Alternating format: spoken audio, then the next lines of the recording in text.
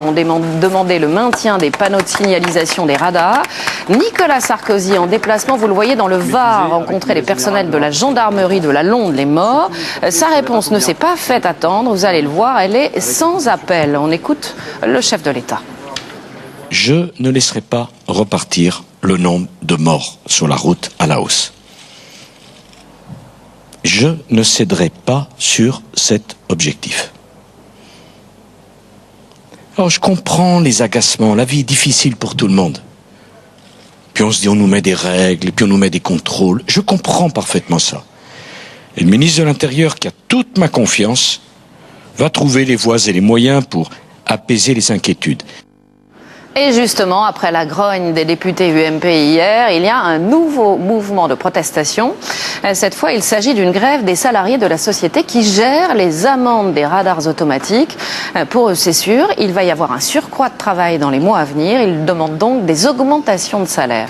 À Rennes, Tanguy Kermarek, Michel Hiver.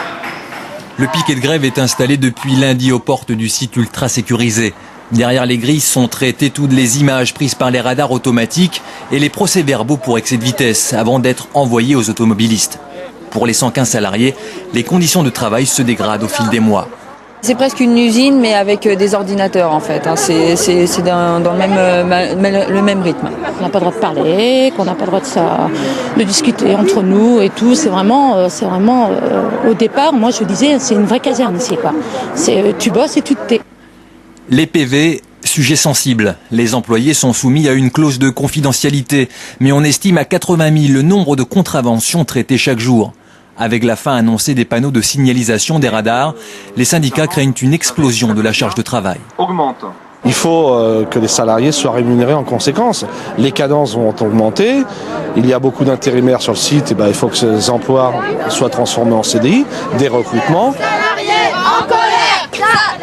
Le directeur général de cette filiale de la Poste est venu négocier ce matin l'augmentation de 150 € bruts réclamée par les employés. La discussion s'annonçait difficile. Pas sûr que les salaires augmentent aussi vite que le nombre de PV pour excès de vitesse. On en vient maintenant à la sécheresse et regardez bien cette carte. Le nombre de départements touchés par des restrictions d'eau ne cesse d'augmenter.